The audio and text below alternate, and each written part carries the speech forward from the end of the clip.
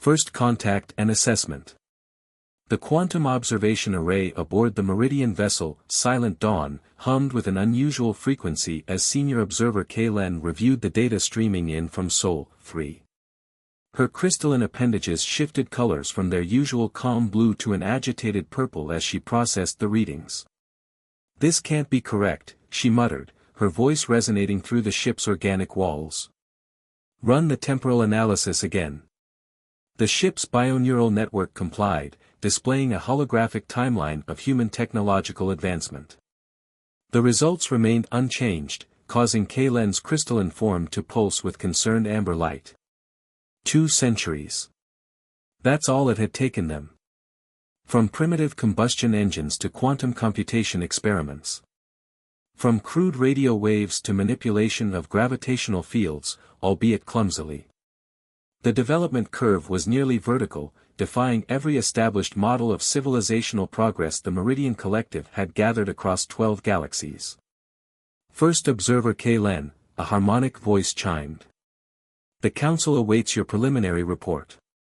Kaylen arranged her thoughts, her crystalline form settling into a formal configuration as the Council chamber materialized around her. 12 entities, each representing a different aspect of the Collective's governance, shimmered into existence. Honored Council, she began, Sol 3, designated Earth by its inhabitants, presents an anomaly that challenges our fundamental understanding of species development. The statistical overseer's form flickered with interest. Clarify. Kaylen projected the development timeline into the shared space. These beings, humans, appear to thrive on chaos. While other species advance in measured steps, humans leap forward in erratic bursts, often accelerating fastest during periods of crisis. The military assessor's form darkened. Explain. When faced with their greatest planetary conflicts, instead of regressing or stagnating, they achieved their most significant technological breakthroughs. They went from their first powered flight to breaking their planet's gravitational bonds in a single human lifetime. The council chamber filled with discordant harmonics of concern. The evolutionary analyst spoke next, their form a swirling mass of data patterns. Have you identified the catalyst for this advancement rate? Their neural architecture is unique, Kaylen replied, projecting a comparative analysis. Most species we've encountered process information linearly, building knowledge systematically. Humans appear to make cognitive leaps, connecting seemingly unrelated concepts to form new innovations. They call it intuition or creative thinking. The resource director's form pulsed with warning colors. Their planet contains significant deposits of rare elements. Standard protocol would suggest immediate integration into the collective. Kaylen's form flashed with urgency. With respect, Director, I must advise against standard protocol. Observe their response to challenges. She displayed footage of human disaster responses, scientific breakthroughs, and adaptation to extreme conditions. They don't just solve problems, she continued. They transform them into opportunities. When they encountered a deadly radiation form, they turned it into a medical treatment. Their early space program began as a weapons race but evolved into a scientific endeavor. Even their entertainment media constantly imagines future technologies, some of which they've begun to actually create. The security coordinator's form shifted uneasily. Are you suggesting they pose a threat? I'm suggesting they're unlike anything we've encountered. Our standard models predict they should be at least 3 centuries away from achieving quantum field manipulation. Yet yesterday, we detected unusual patterns in their particle acceleration experiments. They're already brushing against the edges of n-dimensional physics, even if they don't realize it yet. The council's elder, silent until now, moved to the center of the chamber. You believe standard integration would be unwise? I believe it would be disastrous, Kaylen responded. Their historical records show that external pressure doesn't subjugate humans, it unites them. And once united, their advancement rate becomes exponential. The elder's form rippled thoughtfully. What do you propose? We need to study them longer. Understand how they achieve these advancement rates. Most importantly, we need to reassess our assumption that technological age equals civilization level. They're proving that development speed might be more crucial than current capability. The council chamber fell silent, each member processing the implications. Finally, the elder spoke again. Continue your observation, first observer. But know this, if humans detect our presence, the council will be forced to act swiftly, regardless of your warnings. As the council chamber dissolved, Kaylen returned her attention to Earth. On her displays, humans continued their chaotic dance of advancement, unaware they were being watched, unaware that their very nature was causing one of the galaxy's oldest civilizations to question its fundamental assumptions about species development. In her private log, Kaylen added a note, perhaps the true measure of a species' potential isn't where they are, but how quickly they got there. If so, humanity's potential might be unlimited, and that thought is both exciting and terrifying. The silent invasion. First observer Kaylen received the infiltration report with growing unease. The Meridian Collective's most sophisticated autonomous probes were encountering difficulties. Explain how we lost contact with Series 7 through 12, she demanded, her crystalline form flickering with bands of frustrated red light. Technical analyst Vector's holographic presence wavered. The humans' digital security systems appear primitive, yet they're unexpectedly effective. Not because they're advanced, but because they're unpredictable. Elaborate. Their global information network is a chaos system. Instead of using unified protocols, they have countless different operating systems, security approaches, and communication methods. Our probes are designed to infiltrate logical, standardized systems. The humans' networks are like trying to predict the pattern of water droplets in a storm. Kaylen accessed the latest surveillance data. The humans' digital infrastructure was indeed a bewildering maze of interconnected but non-standardized systems. Some used quantum encryption while others relied on surprisingly resilient primitive codes. It was as if they had deliberately made their systems incompatible with each other. There's more, Vector continued. We've detected instances of humans identifying our probe activities not through their security systems, but through what they call intuition. Several of their cybersecurity experts reported that certain network anomalies felt wrong or seemed off. They're detecting patterns we didn't even know we were creating. The observation chamber's walls pulsed with data streams as Kaylen reviewed the failed infiltration attempts. Each probe had been state-of-the-art, designed to be undetectable by pre-quantum civilizations. Yet humans were noticing them, not through superior technology, but through their peculiar ability to recognize subtle irregularities. Show me the Kumar incident, she ordered. The chamber filled with a holographic replay. Dr. Ayesha Kumar, a quantum computing researcher in Singapore, stared at her terminal's display. The probe's code was perfect, its behavior identical to normal network traffic. Yet she had flagged it for investigation based on, as she wrote in her report, something that just doesn't sit right. Their pattern recognition abilities exceed our models, Vector noted. They're like cellular organisms that can identify viruses they've never encountered before. Kaylen's form shimmered with concern. What about the physical infiltration units? The answer came through a cascade of status reports. Probe after probe had been compromised, not through detection, but through humanity's chaotic nature disrupting their operational parameters. A maintenance worker had accidentally damaged one by spilling coffee. Another was crushed when a child's robot toy malfunctioned and crashed into its hiding spot. A third was rendered inoperable by an unexpected power surge during a thunderstorm. The humans aren't finding our probes through superior technology, Vector explained. They're compromising them through sheer unpredictability. Our most advanced predictive algorithms can't account for a species that thrives on chaos. Kaylen processed this information as she observed a live feed from Earth. In a laboratory in Geneva, scientists were examining one of the damaged probes, their excitement palpable even through the surveillance feed. They didn't understand what they had found, but they were already beginning to ask the right questions. They're learning from our failures, she realized aloud. Each probe we lose provides them with technological fragments they shouldn't have access to for centuries. And they're reverse engineering them at an alarming rate.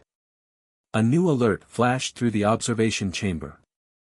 In a secured facility beneath the Australian outback, human scientists had just achieved an unexpected breakthrough in quantum entanglement technology. The timing couldn't be coincidental. Vector, Kaylen's voice carried an edge of urgency, analyze the correlation between our probe locations and unusual technological advancements in those regions. The results painted a disturbing picture. Every failed infiltration attempt had been followed by a spike in technological progress in that area. The humans weren't just finding their probes, they were learning from them, adapting the alien technology to their own purposes with inexplicable speed. This changes everything, Kaylen declared. We're not just observing them anymore. We're inadvertently accelerating their development. Every attempt to study them provides them with new technological insights. She composed an urgent message to the Council: the infiltration strategy has failed. Worse, it has backfired. The humans' adaptive capabilities exceed all known parameters. They are not merely advancing, they are using our own technology against us, reverse engineering concepts they shouldn't be able to comprehend. I strongly recommend immediate cessation of all probe activities before we inadvertently trigger a technological awakening we are not prepared to handle. As she sent the message, another alert demanded her attention. In a small laboratory in Tokyo, a team of researchers had just made an unexpected breakthrough in gravitational field manipulation. They were using principles that looked eerily similar to Meridian technology, principles they should have taken centuries to discover on their own. The silent invasion had failed. But in failing, it had revealed something far more significant. Humanity's greatest strength wasn't their technology, it was their unparalleled ability to learn, adapt, and evolve at a pace that defied all known models of species development. Technological leapfrog. The emergency council session materialized around Kaylen, the usual formal harmonies replaced by discordant tones of alarm. The statistical overseer's form pulsed with agitated energy as the latest data streamed through the chamber. Impossible, the overseer declared. No species can achieve quantum field manipulation this quickly. But the evidence was undeniable. In the 3 months since humans had begun studying the recovered probe fragments, their technological progress had accelerated beyond all predicted models. The holographic displays showed development curves that broke every known pattern of civilizational advancement. They're not just copying our technology, Kaylen explained, her crystalline form reflecting the urgency of her words. They're innovating on it. Adapting it in ways we never considered. The display shifted to a secured facility in Colorado. There, human scientists had taken the quantum communication components from a damaged probe and repurposed them into something entirely new, a prototype system for manipulating local spacetime. They didn't fully understand the principles yet, but their intuitive leaps were closing gaps that should have taken centuries to bridge. Look at their methodology, Kaylen continued. They're not following standard research protocols. They're experimenting. Taking risks. Making mistakes and learning from them at an unprecedented rate. The military assessor's form darkened ominously. They're developing weapons. No, Kaylen replied. That's what's remarkable. They're focusing on fundamental physics, communication, and energy generation. They're not weaponizing our technology, they're trying to understand it. A new alert flashed through the chamber. In a research center beneath the Indian Ocean, human scientists had just achieved stable quantum entanglement on a macroscopic scale. They had taken the basic principles from the probe's communication system and expanded on them in ways the Meridian Collective had never attempted. Their development pattern is unique, Kaylen explained. Most species advance linearly, building on established principles. Humans, they make intuitive leaps. They see connections we miss because we're too focused on logical progression. The economic director's form flickered with concern. Show us their energy research. The display shifted to multiple laboratories across Earth. Humans had taken the probe's power cells and were already developing hybrid systems that combined their primitive fusion research with quantum field principles.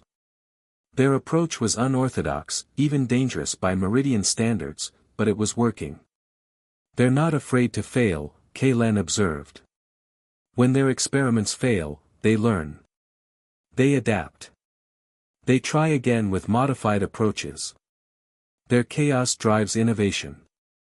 The council chamber filled with agitated energy as the implications became clear. The humans weren't just catching up, they were blazing new trails in scientific understanding. Their very lack of preconceptions about proper scientific methodology was allowing them to make breakthroughs that the Meridian Collective, with all its accumulated knowledge, had missed. There's more, Kalen added, her form pulsing with urgent light. They're beginning to detect our observation platforms. Not through technology, but through pattern recognition. Their astronomical observers are noticing subtle gravitational anomalies that shouldn't be detectable with their current instruments. The security coordinator's form surged forward. How? Our cloaking systems are based on principles they couldn't possibly understand. They don't need to understand them, Kalen explained. They're seeing the effects, minute perturbations in spacetime that our presence creates. They don't know what's causing them yet, but they're already developing theories that are disturbingly accurate. A new data stream caught everyone's attention. A young physicist in Brazil had just published a paper theorizing the existence of phase-shifted matter, a crude but essentially accurate description of the Meridian Collective's observation technology. She had no way of knowing she was right, but her intuitive leap had brought her remarkably close to the truth. We need to make a decision, Kalen urged. Every moment we watch them, they're learning more. Our presence is acting as a catalyst for their development. At their current rate of progress. She didn't need to finish the thought. The Council's predictive matrices were already showing the possibilities. Within years, not centuries, humans would achieve technological parity in key areas. Their unorthodox approaches and willingness to take intuitive leaps might even lead them to surpass Meridian understanding in some fields. The Elder's form moved to the center of the chamber. The question is no longer whether to reveal ourselves, but when and how. These humans, they're going to find us. And when they do, they'll be far more advanced than we anticipated. As if to emphasize the point, another alert flashed through the chamber. In a laboratory in Kenya, researchers had just successfully tested a device that could detect quantum-level disturbances in spacetime. They were calling it a gravity wave microscope, and it was pointed directly at one of the Meridian observation platforms. The silent observation of humanity was coming to an end. The only question was whether the Meridian Collective would choose to make first contact on their terms, or wait until humanity forced their hand. The warning shot. The Meridian observation fleet hung in the void beyond Luna's orbit, their phase-shifted vessels supposedly undetectable to human technology. Fleet Commander Vexare watched the holographic display with growing unease as reports streamed in from across Earth's solar system. Another detection grid activated in the Kuiper Belt, his tactical officer reported. The humans are systematically mapping gravitational distortions throughout their entire system. Vexare's crystalline form pulsed with dark colors of concern. In just 6 months, humans had gone from theorizing about phase-shifted matter to actively searching for it. Their crude but effective detection systems were spreading outward from Earth like an expanding web. How are they powering the grid? He demanded. That's the concerning part, Commander. They've developed some form of quantum fusion hybrid technology. It's unlike anything in our database. They're not following standard technological progression. They're innovating. A new alert flashed across the command center. Earth's most powerful radio telescope array had just broadcast a message into space. Not in any known language, but in pure mathematics, a series of equations that perfectly described the principles behind phase shift technology. First, observer Kaylen's hologram materialized in the command center. "They're not just detecting us," she said without preamble. "They're telling us they can detect us. This is a demonstration." Before VexRA could respond, multiple sensors blared warnings. A small object had appeared in orbit around Earth, its energy signature unlike anything they'd encountered. As they watched, it performed what should have been impossible: it phase shifted, matching the Meridian fleet's quantum state. "Analysis," VexRA demanded. "It appears to be a probe," his science officer reported, their form flickering with agitation. "But its design, they're not copying our technology. They've taken our basic principles and developed them in an entirely new direction. The energy matrix is chaotic but stable. They're using quantum uncertainty itself as a power source." The human probe hung in space, a silent statement of capability. Then it transmitted.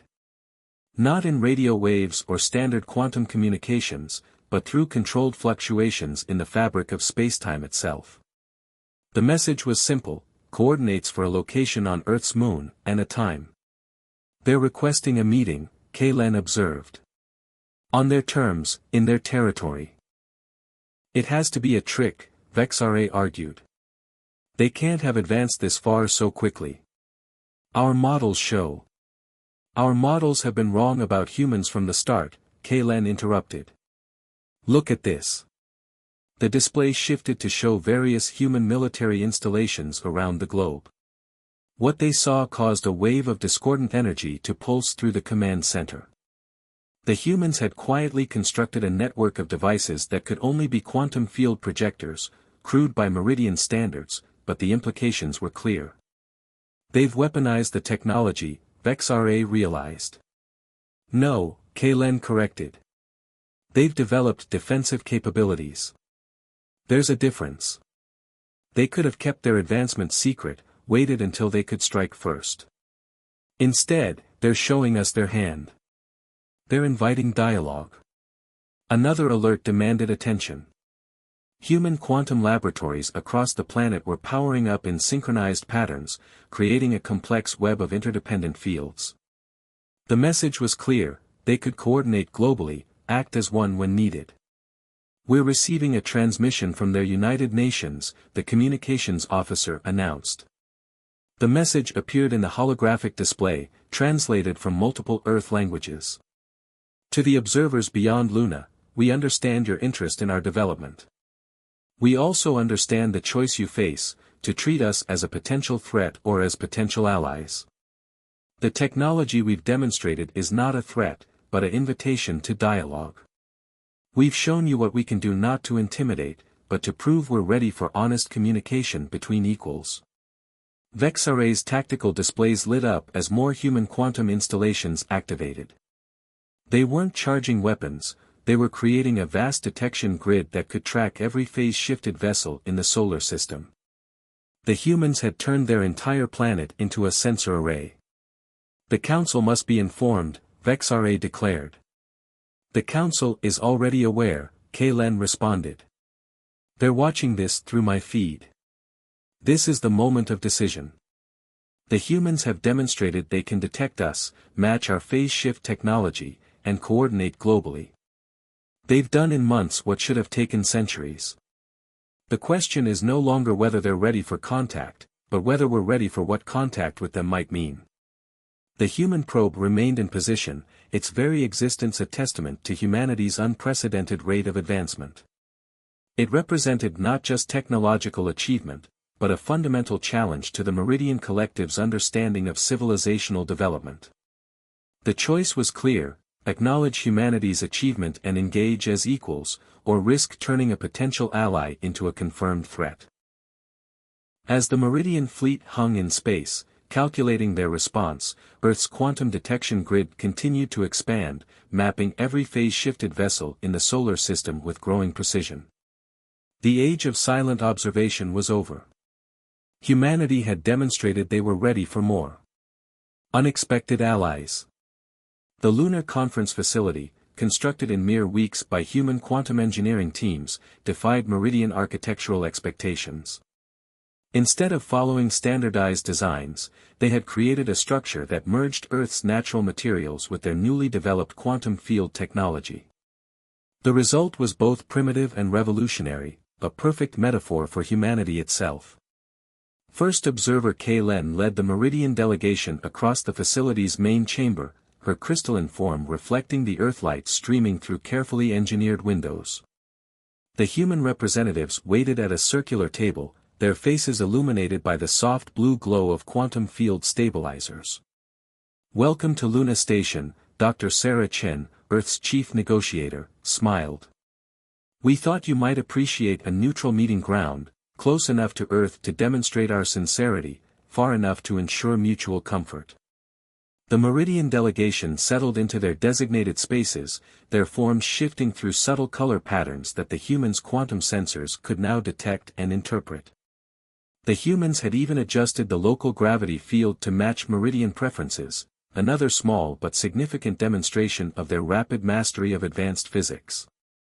"You've surprised us," K-Len began, her harmonic voice translated perfectly by human systems. "Not just with your technological advancement, but with your approach to first contact." Dr. Chen nodded. "We found your probes, studied your technology, and had a choice to make. We could have developed weapons, prepared for war. Instead, we chose to learn, to understand, and to reach out." The displays around the chamber activated, showing the extent of human innovation over the past year. They hadn't simply copied Meridian technology, they had transformed it, approached it from new angles, found applications that the Meridian Collective had never considered.